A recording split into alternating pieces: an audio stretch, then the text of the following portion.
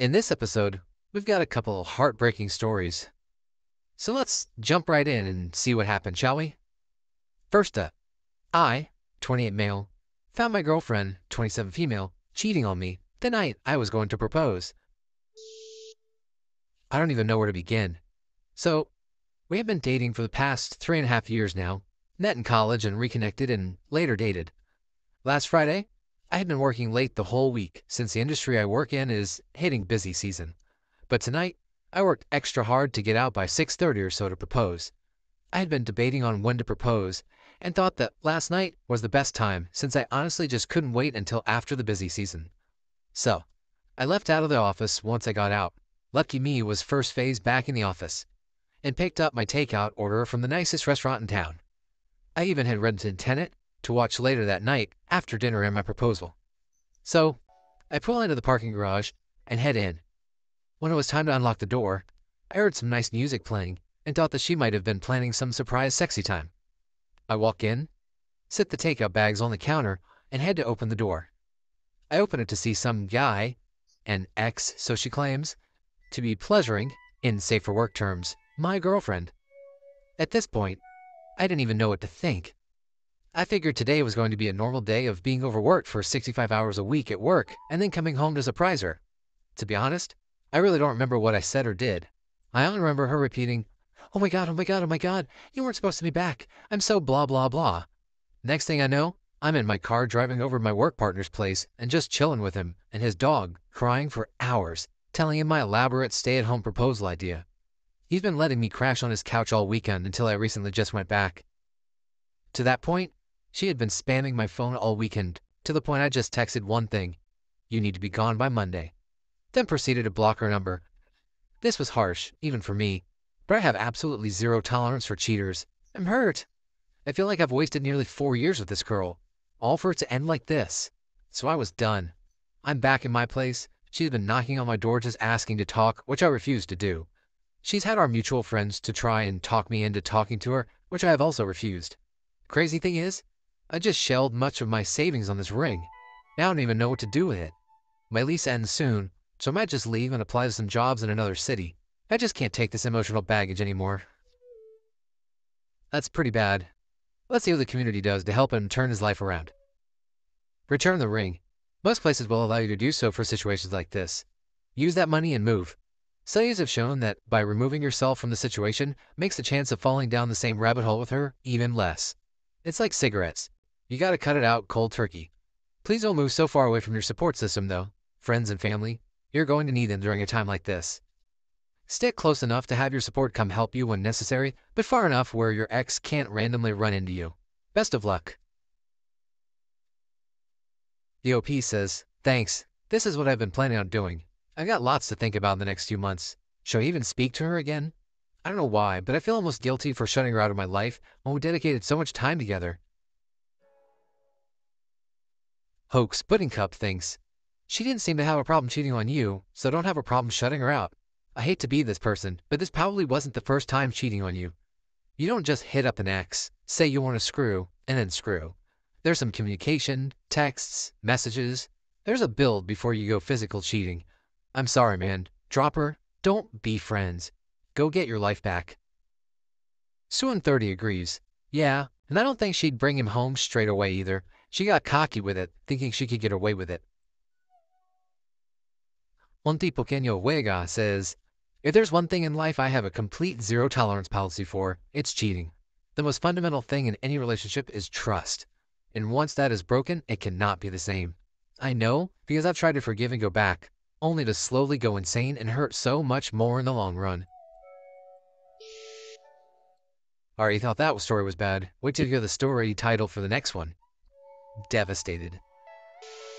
That's it. Let's see how bad. On January 2nd, I found my wife has been having an affair for the past 8 months. I was utterly devastated, and still am.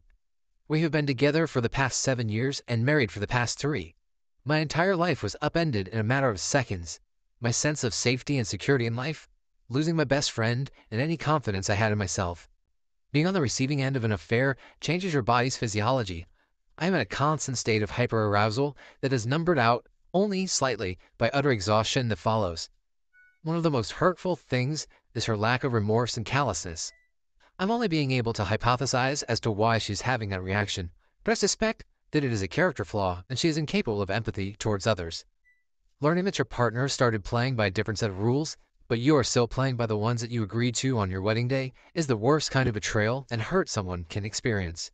At this point, I am continually reminding my body and my mind that I am safe and I don't need to rehearse my anger because I'm no longer being deceived. But it's going to be a while until I feel safe again and I trust my instinct as much as I did before the affair. Man, that was like ripping a band-aid off, short and to the point. Fail in 1 millisecond says, are you considering reconciliation? It sounds like a really bad idea seeing as how she's unremorseful. If you're divorcing her, then read the comment below and get your ducks in a row. If not, then I'll send you my reconciliation guidelines, but it's not at all recommended in this case. She's probably so deep in the affair fog that she needs a serving of D papers to shake her out of it, and you might not want to stay anyway.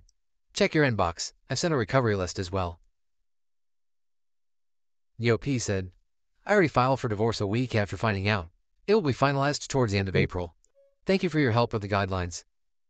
Fail and 1 millisecond comes back again with, no biggie, brother. Let me know if I can help you out with anything. I've got write-ups on write-ups.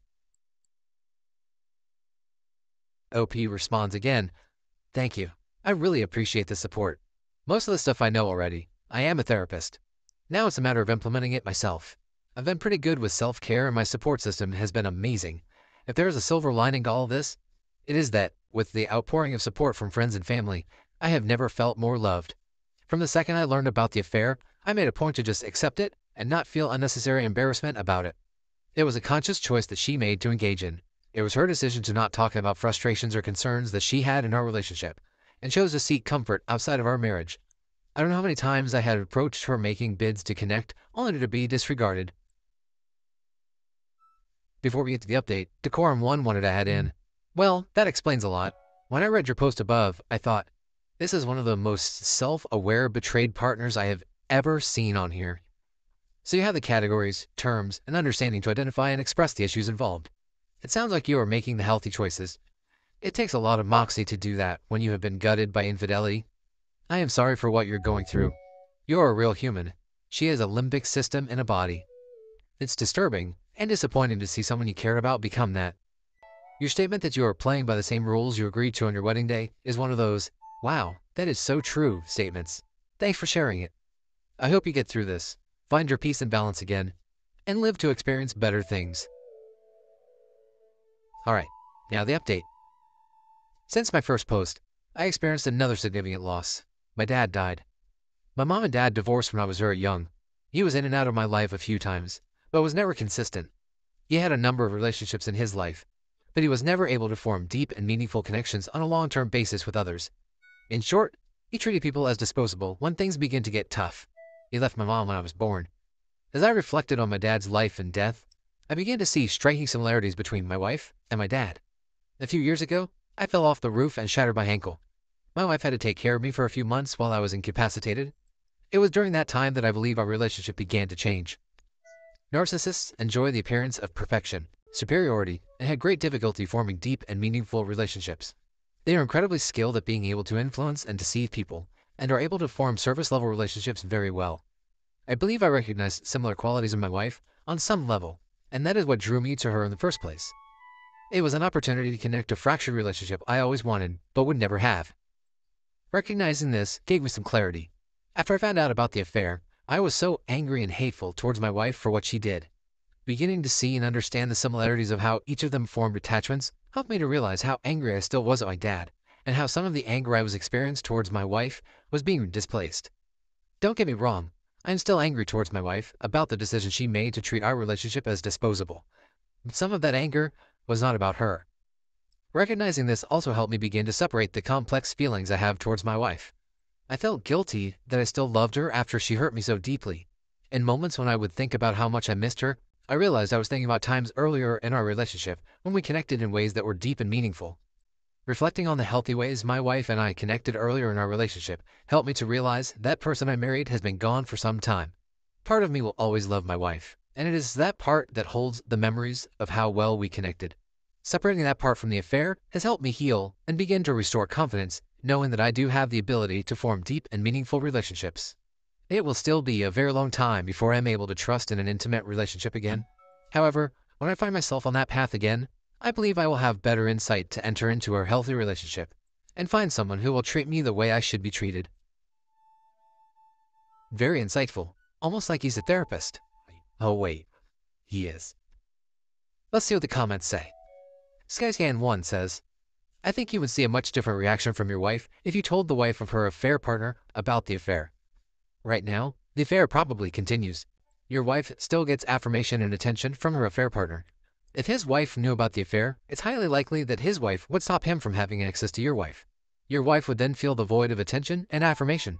She would then begin to see the consequences.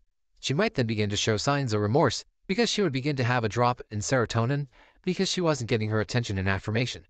I think then she would see her actions as wrong. I don't know the reasons for not telling the wife of her affair partner, but I think you should tell the wife. The OP says, I have not told his wife because we are in the middle of a divorce. I don't want to risk making my wife upset and vengeful. Financially, I have much more to lose and want to get out of it without incurring a bunch of her debt or losing financial stability that has taken a while to attain. I plan on telling her after it's been finalized. Qualhog 1945 says, AP's wife deserves and needs to know. Average Joe 78 thinks, tell AP's wife as soon as you finish your divorce. Keep all the evidence and then drop the bomb as soon as your ex can complicate things. I know it's not right to keep the affair partner wife in the dark, and she will be mad at you when you tell her. But if you were in her shoes, you'd like to know.